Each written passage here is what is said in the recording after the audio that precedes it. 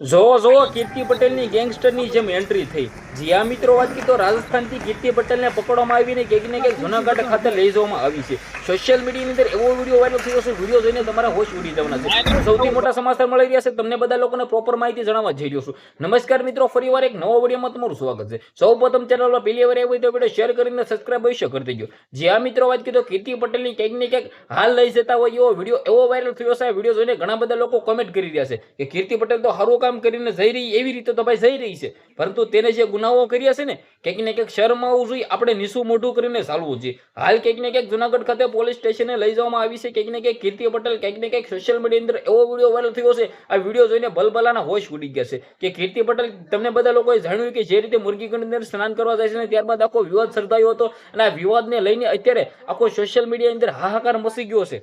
જે રીતે તમે બધા લોકોએ જોયું કે કીર્તિ પટેલ રોજ 14 તારીખના રોજ ક્યાંક ને ક્યાંક સ્નાન કરવા જાય છે, ને ત્યારબાદ કીર્તિ પટેલ જે સોશિયલ મીડિયાની અંદર એવો વિડીયો વાયરલ થયો જેમની અંદર સાધુ સંતો સાથે અને પોલીસ સાથે ક્યાંક ને ક્યાંક બબલ કરતી હોય એવો વિડીયો તમે બધા લોકોએ જોયું, મેં પણ જોયું. સોશિયલ મીડિયાની અંદર એવો વિડીયો વાયરલ થયો છે કે જે વિડીયો જોઈને તમે બધા લોકોએ જોયું કે કીર્તિ પટેલ ક્યાંક ને ક્યાંક સાધુના કપડાં પહેરીને ભાઈ ત્યાં સ્નાન કરવા જાય છે મુરગી કુંડની અંદર. આ વિડીયો વાયરલ થયા બાદ ક્યાંક ને ક્યાંક સરસાની અંદર આવીને સોશિયલ મીડિયા આખું હલી ગયું હતું, પરંતુ તેના ઉપર એફઆઈઆર નાખી દેવામાં આવી, ફરિયાદ નાખી દેવામાં આવી ને કીર્તિ પટેલની ધરપકડ થવામાં આવી છે. તેના ઉપર અત્યાર સુધી કંઈક ને કંઈક ઘણા બધા કેસો છે, પરંતુ જે 3 કેસના લઈને બબાલને લઈને કીર્તિ પટેલને પકડવામાં આવી હતી. કીર્તિ પટેલ ફરાર હતી અને રાજસ્થાનથી તેને પકડવામાં આવી છે. ઘણા બધા લોકો કહી રહ્યા છે કે ભાઈ આવી કીર્તિ પટેલનો તો ખુલ્લેઆમ સરઘસ કાઢવામાં આવે. તમારા આના વિશે શું કહેવું છે, તમારી શું રાય છે? વિડીયોને બને એટલો શેર કરી, ફોલો કરી, સબસ્ક્રાઇબ અવશ્ય કરી દેજો, જેથી હું તમારા સમક્ષ આવા નવા વિડીયો લાવતો રહું. આજના વિડીયોમાંથી આટલી જ માહિતી. આપણે એક નવા વિડીયો મળી જશે. બધા લોકોને દિલથી ધન્યવાદ. જય હિન્દ, જય ભારત.